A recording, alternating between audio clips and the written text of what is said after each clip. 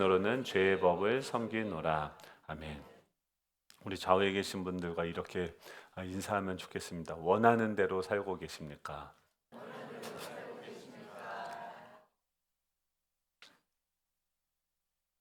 네, 뭐 대답을 하셨어요? 네, 원하는 대로 살고 계십니까? 지금 저한테 요새 제일 힘든 게 뭐냐면 기도예요. 지금 아까도 광고하면서 매일 이제 저녁마다 막 성도님들 불을 받아서 막 기도를 해요. 제가 갔을까요? 안 갔을까요? 못 갔어요. 계속 이제 이미 정해져 있는 일정들이기 때문에 이제 못 가는 거죠. 그리고 이제 비전 컨퍼런스 갔다 오고 저도 이제 은혜를 받고 또 기도원에 가서도 또 엄청나게 기도의 몸을 만들고 오겠다. 하루에 2시간씩, 3시간씩 기도 해야겠다라고 생각을 했죠. 그리고 이게 보여요. 그러니까 기도하면 하나님의 역사가 일어나는구나. 또 우리 성도님들 그 상황들이 보이니까 야, 이걸 가지고선 더 기도하면 하나님께서 일하시는 어떤 능력이 나타나는데 막 이런 소망들이 있는 거죠. 소원들이 있는 거죠. 그런데 정작 현실은 어떻습니까? 내 마음은 현실은 저녁 기도회도 하고 싶은데 이미 스케줄도 꽉 차 있고 아침도 저는 또 새벽 설교도 준비해야 되고 기도도 해야 되고 또 양육도 해야 되고 그리고 또 저녁도 기도하고 그러면은 나는 언제 쉬나 이런 생각들이 또 들까요, 안 들까요? 뭐 여러분 별로 관심이 없으시죠. 너는 그렇구나. 그런 게 항상 드는 거죠. 그러니까 우리가 뭔가 쉬워요. 그러니까 선한 일을 하는 거, 또 좋은 일을 하는 거, 또 우리 마음에 소원이 있어요. 그러니까 하나님이 주시는 마음들이 있어요. 그것을 순종하고 하려고 하는 거 너무 쉬운 일인데, 그 지점까지 가려고 하면 아무튼 온갖 그 잡것들이 내 안에서 나타납니까, 안 나타납니까? 네, 선을 행하는 게 쉽습니까, 어렵습니까? 어려요. 머리로는 알아요. 마음으로는 알겠어요. 저기까지만 가서 저렇게만 하면은 야, 이거는 엄청난 일들이 일어나겠다라고 하는데 거기까지 가는 게 너무나도 쉽지 않다는 거죠. 근데 기도하는데 주님이 그런 마음을 주더라고요. 그럼 이게 실패예요, 과정이에요? 이게 실패예요, 과정이에요? 과정이에요. 그러니까 이게 실패가 아니라 과정이래요. 기도하는데 하나님이 그 말씀을 생각나게 했어요. 예수님 마태복음 이런 건 찾아봐야 됩니다. 마태복음 26장 40절에 보면 제자들에게 같이 읽어볼까요? 시작. 제자들에게 오사 그 자는 것을 보시고 베드로에게 말씀하시되 너희가 나와 1시간도 이렇게 깨어 있을 수 없더냐? 지금 제자들도 우리는 뭐 40절에 보면 제자들도 어떻습니까? 1시간도 깨어서 기도하지 못했어요. 제자들도 마찬가지였어요. 41절에 보면 왜 그렇습니까? 시험에 들지 않게 깨어 기도하라. 마음에는 원이로되 육신이 약하도다.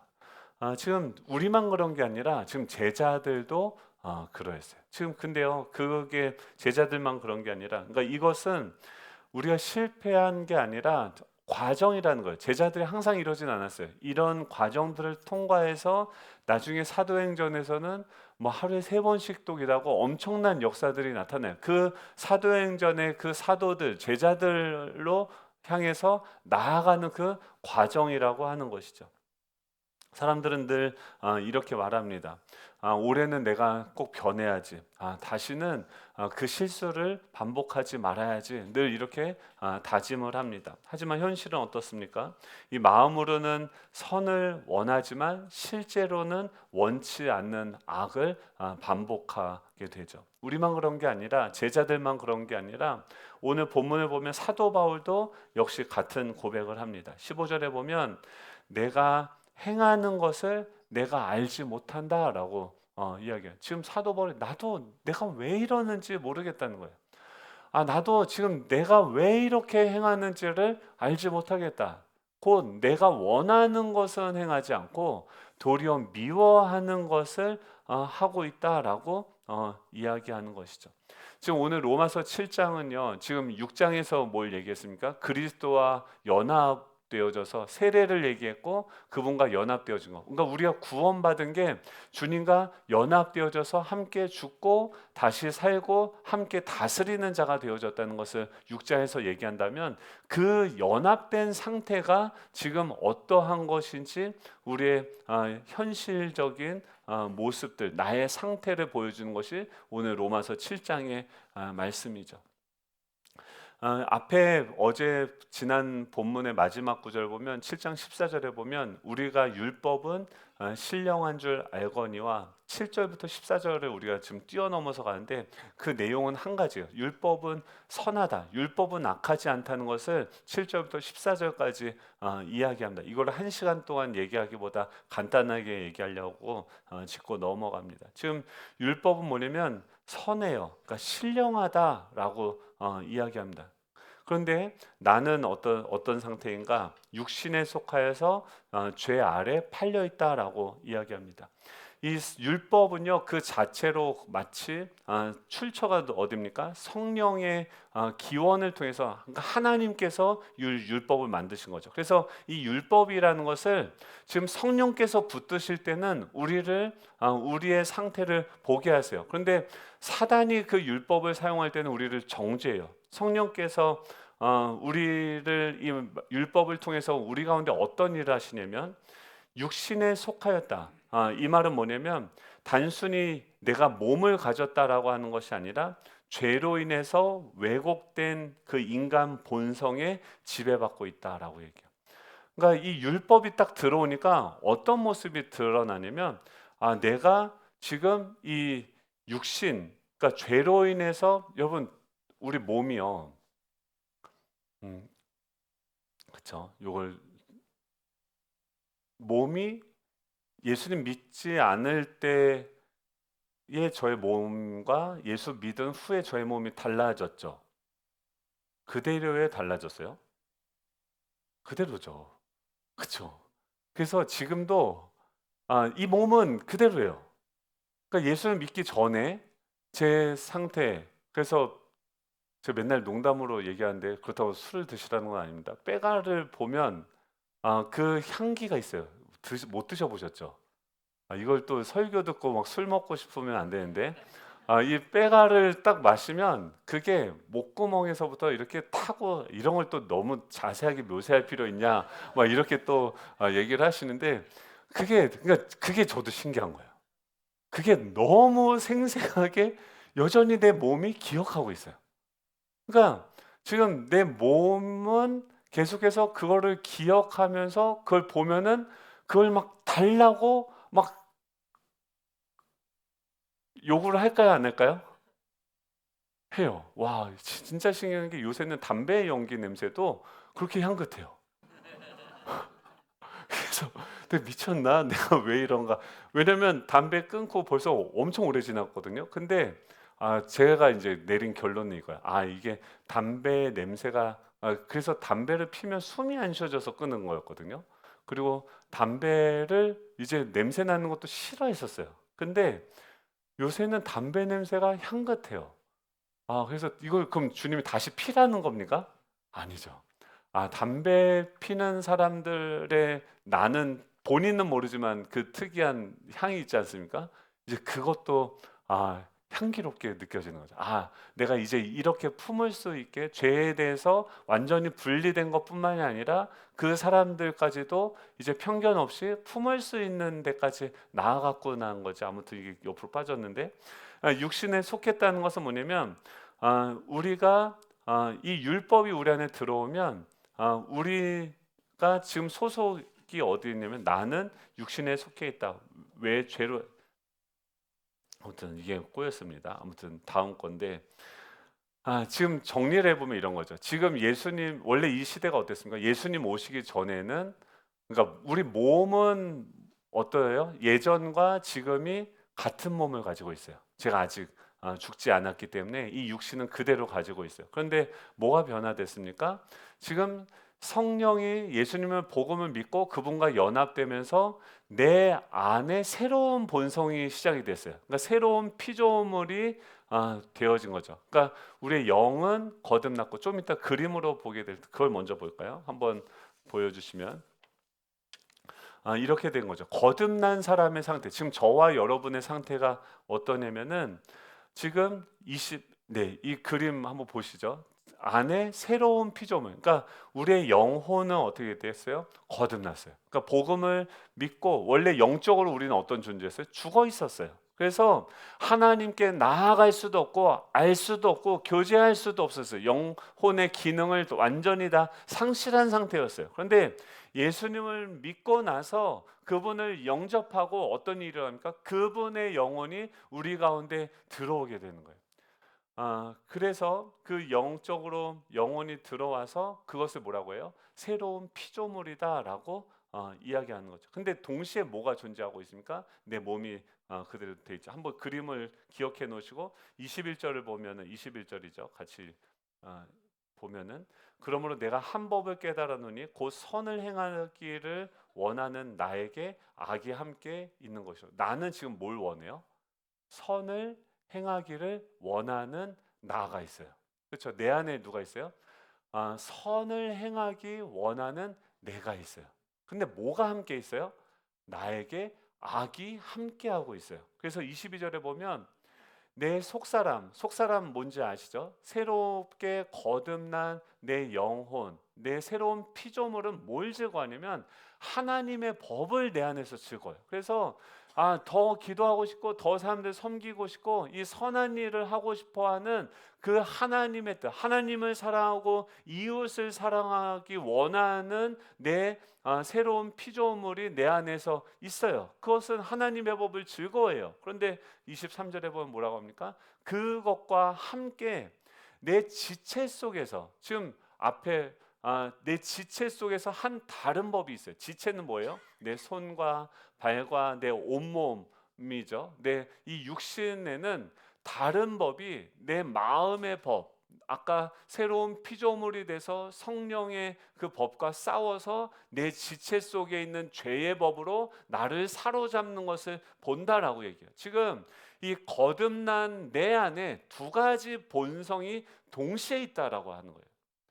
이게 무엇입니까? 하나는 하나님의 법을 즐거워하는 새롭게 거듭난 새로운 피조물인 내가 있고, 또 한편에는 뭐가 있냐면 옛사람에 속해 있는 여전히 이 예전의 것들을 즐거워하는 이 하나님의 말씀보다는 부패한 내 육신의 그 정욕을 쫓아가면서 살아가고자 하는 그 죄의 법의 움직이는 그 세력이 동시에 있다는 거예요. 21절에 보면 선을 행하고자 하는 의지는 있지만 동시에 뭐가 함께 존재한다고요? 악이 함께 역사해요. 이 속사람 거듭난 영혼은 하나님을 기뻐하지만 지체 속에 있는 내 육신 안에 있는 죄의 법이 있어서 속사람의 기쁨과 함께 싸운다는 거예요. 그래서 이게 피곤한 거예요. 24절에 뭐라고 합니까? 그 결과 바울이 뭐라고 합니까? 오라 나는 공고한 사람이다. 누가 이 사망의 몸에서 나를 건져낼까라고 지금 내가 누구예요? 바울이 그러는 거예요. 바울이 구원받았는데 지금 선교를 다 하고 막 이런 일 하는데 그가 피곤한 게 우리가 여러분 피곤하세요? 왜 피곤해요? 지금 뭘 해서 피곤한 게 아니에요. 세상이 막 뭘 육체 노동을 해서 피곤한 게 아니라 즉 구원받은 우리 마음 속에 지금 이중적인 실제가 있는 거죠. 속사람이 있고 거듭난 이 새로운 피조물이 있고 여전히 그 죄의 세력이 내 안에 육체 안에 남아 있다는 거죠. 그래서 그 둘이 어떻게 해요? 갈등을 일으키죠. 이게 제자들만 그런 게 아니라 바울만 그런 게 아니라 18세기에 이 조나단 에드워즈라고 하는 이 18세기의 미국의 대각성 운동 때 귀하게 쓰임 받았던 이 조나단 에드워즈라고 하는 목사님이 계세요. 근데 이분이 설교할 때마다 설교도 어떻게 했냐면요, 그 쓰여진 원고를 쳐다도 안 보고 그냥 읽는 방식으로 설교를 하셨대요. 근데 그때에 미국의 대각성 부흥운동이 일어나면서 회개가 일어나고 강력한 성령의 역사들이 나타나게 됐는데 많은 사람들이 회개하고 삶이 변화되어졌습니다. 이 장로교인데요. 장로교 전 보통 보면 어떻게 해요? 앞에 장로님들이 장로석이 따로 있어요. 이게 이때부터 일어난 전통이에요. 지금은 우리는 그렇게 앉지 않아요. 근데 왜 그렇게 앉냐면 목사님이 설교하다 보면 죄를 지적하고 뭐 이렇게 되니까 그걸 듣던 성도님 중에서 화가 나가지고 총을 들고 또 목사님한테 나와서 목사님 멱살을 잡고 끌고 가려고 하는 사람들이 일어나서, 장로님들이 여기 앉아 있는 건 뭐냐면 거기서 일어나서 총알바지 되려고 앉아 있는 거예요. 그러니까 그게 그때 이제 장로석이 따로 만들어진 원료인데, 지금은 어떻습니까? 이게 무슨 권세인 줄 알고 뭐 특권인 줄 알고 뭐 이렇게 해서 이제 요즘엔 또 그런 것도 다 없애는 건데, 그랬었어요. 그러니까 늘 그 말은 뭐냐면, 죄와 싸워서 이기고 싶지만 죄에게 교두보를 줘서 번번이 실패하는 것과 같은 상황을, 지금 우리만 그래요? 아니에요.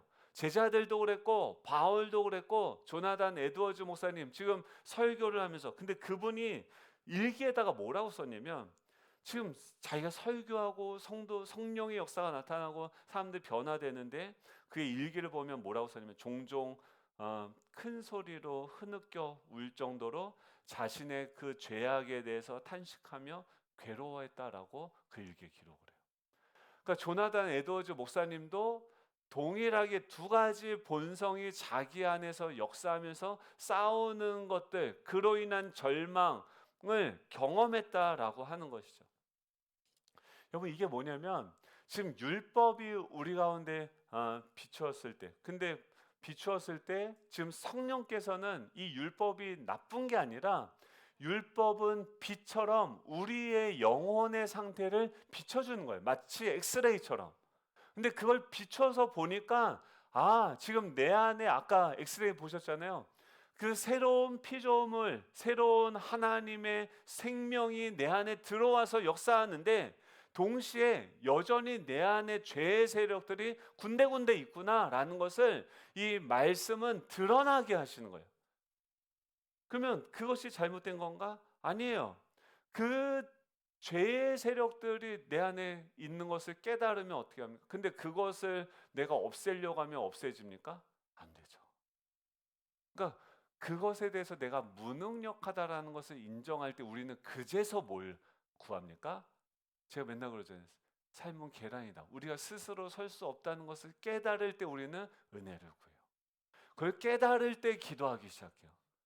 그것을 지금 성령께서 우리 가운데 행하고 계시다라고 하는 거예요. 그 말은 무엇입니까? 지금 이것이 우리가 신앙생활을, 우리 안에 있는, 우리가 넘어질 때가 있어요. 또 그것을 통해서 우리 안에 있는 내가 알지 못하던 죄가 드러날 때가 있어요. 이것은 신앙생활의 실패예요? 실패가 아니에요. 이게 뭐의 과정이냐면, 복음에 대한 더 깊은 이해와 그리스도의 은혜로 우리를 이끌어 가시는 하나님의 인도하심이라는 거예요. 여러분, 가나안 땅 정복을 한번 생각해 보세요. 그 땅을 하나님께서 이미 우리에게 주셨어요. 그런데 여전히 아직 거기에는 7 거민들이 거주하면서, 하나님이 그 땅의 주인이신데 지금 여전히 그 죄와 상처와 우리 안에 있는 연약함들이 그곳에서 왕노릇하면서 자라가고 있는 거죠. 그러면 우리가 날마다 성장하고 주님을 닮아간다는 것은 무엇입니까? 성령께서 가는 곳마다 뭐가 돼요? 내 안에 예전엔 미처 이걸 죄라고 생각하지 못했던 그 죄가 드러나고, 이거는 전혀 생각하지도 못했던 과거의 상처가 드러나고, 내 안에 아직 성장하지 못했던 이 결핍들이 드러나게 되어져서, 근데 그것에 대해서 내가 할 수 없다는 것을 깨달으니까 24절에 뭐라고 이야기합니까? 지금 오라 나는 공고한 사람이로다. 누가 이 사망의 몸에서 누가 나를 건져내라. 25절에 그렇게 얘기하죠. 우리 주 예수 그리스도로 말미암아 하나님께 감사하리로다. 내 안에 있는 깊은 절망을 깨닫고 나서 비로소 뭘 찾아가냐면, 그런데 그런 나와 함께 예수 그리스도가 나와 함께 하시는구나를 깨달으면서 감사하는 거예요. 그런 나와 주님이 함께 하시는구나 라는 것을 깨닫는 거예요.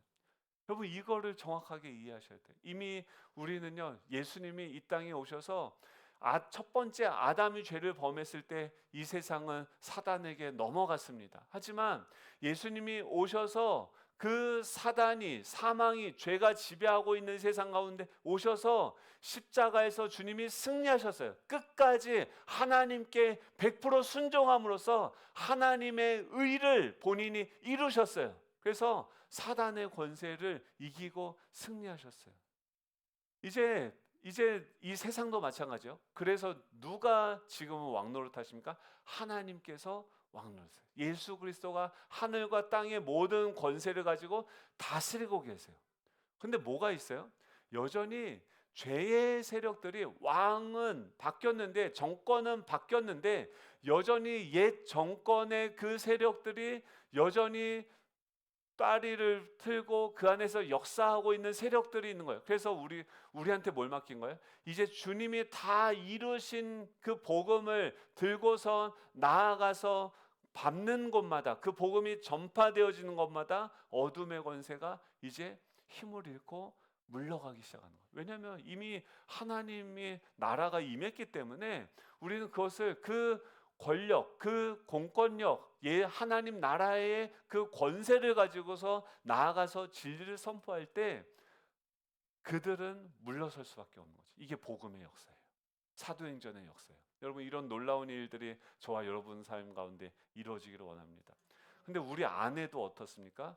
그 세상도 그렇게 되지만 이미 우리 안에도 이미 우리가 구원을 받아서 새로운 피조물이 되어졌어요. 이미 죄에서 생명으로, 그러니까 사망에서 생명으로 옮겨졌고 죄에서 구원받았어요. 이미 하나님의 그 사단의 종로를 타던 거에서 하나님의 자녀로 우리 신분이 변화되어졌습니다. 이미 하나님의 자녀가 되어졌어요. 그 어떤 것도 하나님의 사랑에서 우리를 끊을 수 없다라고 이미 결론이 났어요. 근데 아직 어떻게 돼 있어요?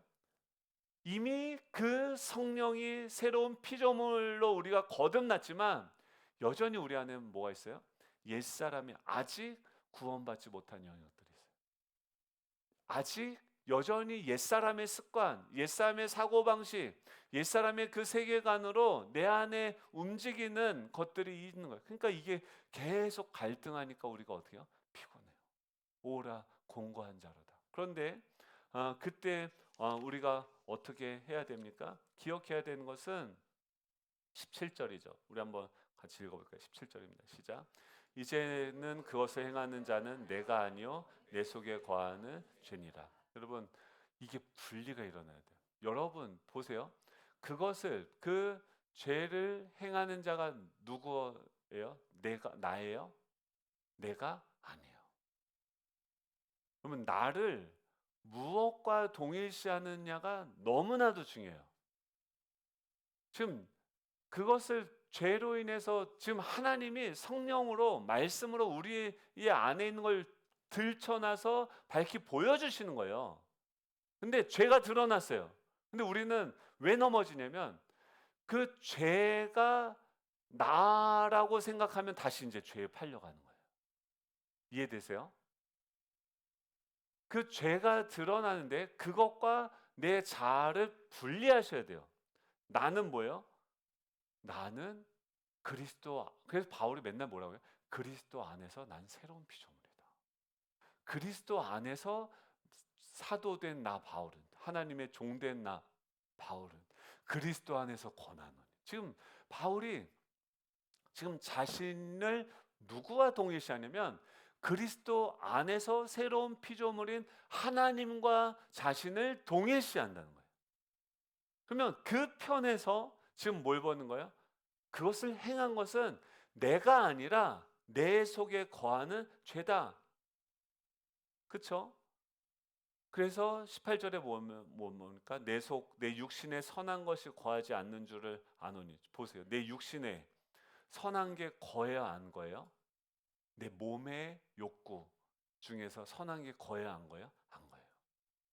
내 마음의 원함은 있지만 내 지체, 육신에서 원하는 것 중에서는 선한 게 없어요. 그럼 뭘 따라가야 돼요? 육신의 원함이 있고 마음의 원함이 있어요. 뭘 쫓아가야 돼요? 마음의 원함을 쫓아가야 돼요. 그걸 이제 우리 다음 주에 나눌 거예요. 로마서 8장에서 얘기하는데 성령께서 이제 그 일하는 거예요. 오늘 7장은 우리 상태가 어떤가를 명확하게 알아야 된다는 거예요. 그래서 이제 그 죄의 본질을 나와 동일시하는 것이 아니에요. 여러분들이 그래서 죄를 짓고 넘어지죠. 어떨 때 보면은 막 갔는데 그 사람과를 보면은 막 화들짝 놀라죠. 예전에 상처받았던 사람과 너무 비슷하게 생겼어. 와, 그러면 그 사람 볼 때마다 뭐 했냐? 오, 갑자기 내 안에서 놀라는 내가 있어요. 뭐 그러면 뭐 그렇게 간접적으로 하지 말고 진짜 지금도 보기에 꼴 보기 싫은 사람이 있어요. 저 사람만 보면 저렇게 어떻게 이기적이고 막 그래? 막 어떻게 사람이 그럴 수가 있어? 막 이러는 이게 내 안에 있는 거죠. 근데 그게 그런 게 확 올라오는데 그게 나예요, 아니에요? 여러분은 그런 경험은 별로 없으시구나. 저는 저도 이제 목사잖아요. 목회를 하잖아요. 그럼 제 안에서 좋은 게 먼저 올라갈까요? 안 좋은 게 먼저 올라갈까요? 부정적인 생각이 먼저 올라갈까요? 긍정적인 생각이 올라올까요? 한번 옆에 있는 분들과 이렇게 인사하면 좋겠습니다. 이쁜 게 죄라면 당신은 사형감입니다. 아멘이세요? 근데 그렇게 고백하기까지 몇 단계를 거쳐야 돼요. 왜냐면 그 사람을 보면, 그러니까 우리 몸에 기억되어 있는 것들은 뭐냐면 다, 그러니까 하나님한테 감사하는 게 쉬워요, 원망하는 게 쉬워요? 부정적인 얘기를 하는 게 쉬워요, 좋은 얘기를 하는 게 쉬워요? 이래요. 근데 좋은 얘기를 해야 될까요? 부정적인 얘기를 해야 될까요? 우리가 다 까먹어요. 그러니까 내 육신, 그러니까 성령님께 내가 내 몸을 내어드려야 되는데, 그럼 누가 일하세요? 성령께서 일하세요. 그럼 그 가정이 어떻게 돼요? 그 사람이 아무리 죄인인 바울이라 할지라도 성령께서 말씀하시면 그 사람이 변화되는 거예요. 우리 가정이 변화되는 거예요. 그러니까 나를 뭐의 도구로 내어드려요? 누구의 통로로 내어드려요? 하나님의 통로로 내어드려야 되는데 여전히 육신대로 살아가면 어떻게 됩니까? 그 생각이 들 수는 있어요. 근데 성령께서는 율법을 통해서 뭘 깨달아요? 그건 너가 아니라 너 속에 거하는 죄야. 그럼 죄는 어떻게 해요? 우리가 정복하고 다스려야 되는 거죠. 근데 그것을 정복하고 다스릴 수 있는 능력이 있어요? 없어요. 무능력하단 말이에요. 그러니까 오라 공고한 자로다 하면서 근데 무능력하다는 걸 깨달아야지. 누굴로 의지하냐면 내 안에 거하시는 예수 그리스도를 찾고 구하고 기도하게 된다는 거예요. 이게 과정이라는 거예요. 이거가 없으면 기도할 리가 없어요. 내가 할 수 없다는 걸 깨닫지 않으면 하나님의 말씀을 구하지 않아요. 그래서 안 믿는 사람들은요, 그냥 자기 생각대로 그냥 살아요. 갈등이 없어요. 세상 편해, 속 편해. 죄를 맨날 지으면서도 그게 전혀 불편하지 않아요. 자기 고집, 자기 세계관, 자기 경험대로 그냥 살아가면서, 그럼 이런 사람이 오면 어떻게 해요? 너무 힘들어요. 남의 얘기 절대 안 듣고 자기만 옳대. 그럼 어떻게 해야 돼요? 뿅망치로 때려야죠. 어우, 막 그러죠. 그러면 그것에 대해서 주님은, 내 안에 계신 주님은 어떻게 하셨어요? 불쌍히 여기셨어요. 불쌍히 여기셨어요. 그걸 아는데 그걸 할 수 있는 능력이 내 안에 없는 거예요. 그러니까 어떻게 돼요? 그 주님께 나아가서 주님 은혜를 원합니다. 내 안에 뭐가 먼저 이루어져야 돼요? 하나님의 나라가, 통치가 내 안에서 먼저 이루어져야 돼요. 근데 여러분, 그 과정에서 뭐가 일어나는지 알아요? 하늘이 이 땅에 임하는 거예요. 하나님의 통치가 나를 통해서 이 땅 가운데 임하는 거예요. 그 하늘의 권세가 나를 통해서 나아가는 거예요. 그래서 그 사람을 보면서 이쁜 게 죄라면 당신은 사형감입니다 막 하면서 축복해 줄 수 있는 이 생명의 언어가 저와 여러분을 통해서 나아가길 축복합니다. 아멘이십니까? 네, 그 하나님이 일하시는 도구로 내 자신을 내어드리는 거예요. 여러분, 요한복음 15장 5절에 보면 뭐라고 얘기합니까? 나는 포도나무여 너희는 가지라. 그가 내 안에 내가 그 안에 거하면 사람이 열매를 많이 맺나니, 뭐라고요? 나를 떠나서는 너희가 아무것도 할 수 없느니라. 여러분 이거 모르면요 신앙생활 너무 힘듭니다. 천주교랑 기독교가 갈라진 게 뭐 마리아고 뭐 이게 아니에요. 천주교에서 인간관이 달라요. 그러니까 인간 안에 선함이 있다는 거예요. 그래서 주님을 닮아가는 거예요. 십자가에 달려있는 그 예수 그리스도가 그렇게 희생적인 사랑을 했으니까 그분을 본받아서 우리도 함께 선한 일을 행하자, 닮아가자는 거예요. 그러니까 성모 마리아까지도 모델로 놓고 그것을 닮아가자는 거예요. 근데 기독교는 뭐가 다르냐면 우리 안에 그 선을 행할 수 있는 능력이 없다. 전적으로 타락했다. 전적으로 무능력하다. 선을 행하는 것도 새로운 예수 그리스도가 내 안에 들어오셔서 이 빌립보서 2장 13절에 뭐라고 합니까? 너희 안에 행하시는 이는 누구예요? 하나님이시다. 누가 행해요? 내 안에서? 하나님이 행하세요. 내가 할 수 있어요? 없어요? 없어요. 근데 하나님은 어떻게 행하세요? 자신의 기쁘신 뜻을 위하여서 우리한테 소원을 두고 행하신다는 거예요. 그 우리가 저 사람이 저래도 내가 저 사람을 사랑하고 저 사람을 품어주고 기다려야지라는 그 소원이 있어요. 그 소원은 어디서부터 나왔어요? 내 안에서 나온 게 아니에요. 그것도 어디서 나왔어요? 하나님이 내 안에서 소원을 두신 거예요. 그래서 저 사람을 옛날 나 같았으면 쳐다도 안 봐였어. 근데 이제 저 사람을 보는데 긍휼히 여겨지는 거예요. 점점 내 자아가 죽어지고 내 죄가 걷어가지고 사라지고 나니까 뭐가 돼요? 주님의 마음이 부어지고 주님이 점점 다스리는 영역들이 커지면서 주님의 소원이 내 소원이 되는 거예요. 근데 그것을 소원을 두고 우리가 뭐예요? 주님 은혜를 원합니다. 그 말은 뭐예요? 주님이 다 은혜는 뭐냐면 주님이 다 행하신 거예요. 그 사람뿐만이 아니라 여러분 십자가는 뭐예요? 십자가는 억울한 거예요. 선한 일을 행하면 억울해요. 힘들어요. 좋은 소리 못 들어요. 근데 그 억울한 길을 가요. 왜 가요? 억울함을 넘어서 생명으로 승리하신 예수 그리스도가 내 안에 있는 거예요. 야, 나도 그때 그렇게 억울했어. 나도 그때 그렇게 힘들었어. 근데 그분이 내 안에서 소원을 두시면서 너도 나와 동행하지 않겠냐? 나의 손을 붙들고 사망의 음침한 골짜기를 통과하지 않겠냐? 주님이 우리를 일으켜 가세요. 그러니까 우리가 해야 되는 건 뭐예요? 그 내 안에서 나의 무능력함을 보면서 주님께 기도하는 거예요. 그러니까 성령님이 이 신령한 그 율법이 우리 안에 들어오면 그래서 갈라디아서 2장 20절 보죠. 같이 읽어볼까요? 내가 그리스도와 함께 십자가에 못 박혔나니 그런즉 이제는 내가 사는 것이 아니요 오직 내 안에 그리스도께서 사시는 것이라. 이제 내가 육체 가운데서 사는 것은 나를 사랑하사 자기 자신을 버리신 하나님의 아들을 믿는 믿음 안에서 사는 것이라. 이제 어떻게 살아요? 내가 그리스도와 함께 못 박혔다는 거예요. 그러니까 어떻게요? 내가 사는 게 아니라 오직 내 안에 그리스도께서 사시는 거예요. 그러니까 지금 내 안에 있는 그 새로운 피조물은 뭐예요? 그리스도와 함께 십자가에 못 박고 함께 살아났으니까 함께 살아난 내가 이제 그리스도 안에서 그리스도와 함께 살아가는 거예요. 그걸 뭐라고 표현했어요? 하나님의 아들을 믿는 믿음 안에서 살아가는 거예요. 그러면 여러분 우리가 성화된다는 것은 무엇입니까?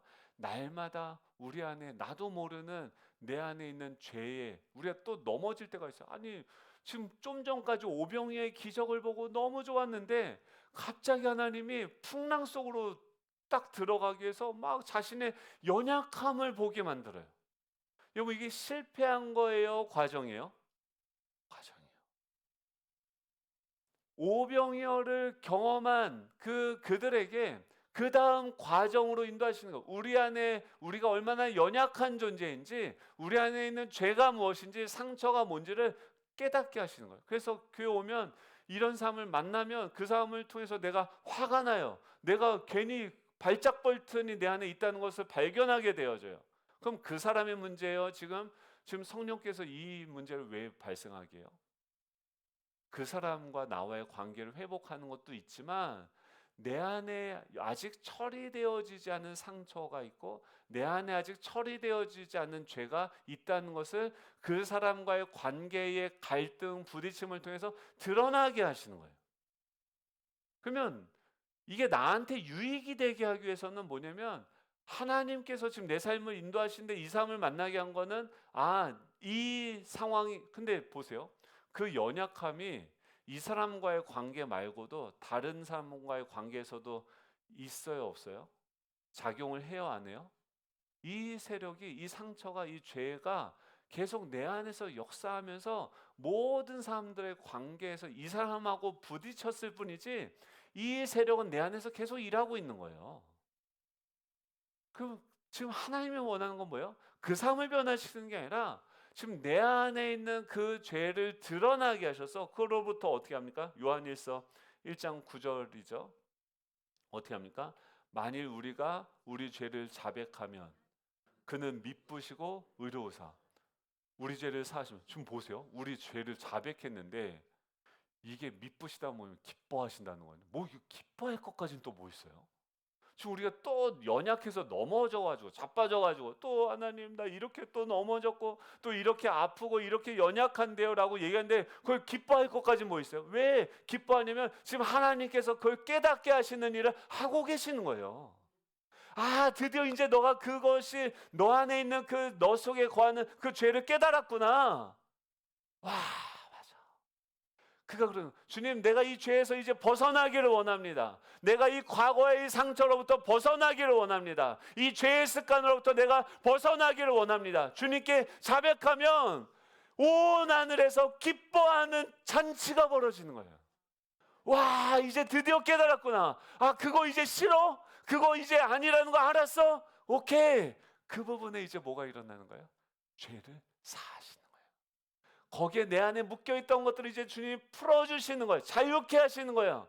이제 그곳에서도 하나님의 권세와 능력이 나타나기 원하는 거예요. 우리 시간과 물질과 모든 영역의 모든 묶임들이 이 과정을 통해서 풀어지고 자유케 되는 거예요. 여러분 묶인 데가 있어요? 억눌린 데가 있어요? 물질이 안 풀어져요? 관계가 안 풀어져요? 내 기질이 안 풀어져요? 어떤 특정한 사건에 대해서 너무 분노가 일어나요? 여러분 그것을 그 연약함을 가지고 주님께 나아가십시오. 주님 나는 이것을 변화시킬 수 없습니다. 나는 무능력합니다. 주님 하지만 주님 나를 구원해 주십시오. 다윗이 굴에서 금요기도했다는 게 뭐예요? 가장 먼저 하는 게 뭐냐? 굴에 인생의 바닥에 취했을 때 구하는 게 뭐냐? 은혜예요. 나에게 은혜가 필요합니다. 은혜는 뭐냐면 완제품이 있어요. 이미 승리하신 그 주님이 우리 안에 계세요. 그걸 그냥 주시는 거예요. 여러분 시편 86편 5절에 보면 뭐라고 얘기합니까? 주는 선하사 사죄하기를 우리를 묶임에서 우리 풀어주는 걸 주님은 즐거워하세요. 주님께 부르짖는 자에게 인자함이 후하세요. 여러분 날마다 이 내 안에 거하시는 여러분 우리 갈등이 있으면 기뻐하십시오. 또 내 안에 부딪히는 뭔가 걸리적거리는 게 있구나. 주님 엑셀을 주님 보여주십시오. 이 부분이 연약하구나. 주님 이 부분을 자백하고 주님께 기도하면 주님께서 그 부분을 수술시켜주는 그 부분을 주님께서 치료해 주시는 거예요. 이게 뭐예요? 성화예요. 성화도 뭐예요? 은혜예요. 하나님께서 내 안에 계신 주님이 하시는 것을 믿는 믿음으로 우리가 하는 줄로 믿습니다. 신앙은요 우리의 의지를 강화시키는 것이 아닙니다. 우리의 무능력한 연약함을 날마다 고백하면서 주님께서 하시는 일을 기쁨으로 믿음으로 받아들이는 거예요. 여러분 이 놀라운 기쁨의 소식의 역사가 복음의 역사가 저와 여러분을 통해서 날마다 나타나기를 축복합니다. 우리 다 같이 일어나셔서 주 예수 나의 산소망 우리 찬양하도록 하겠습니다.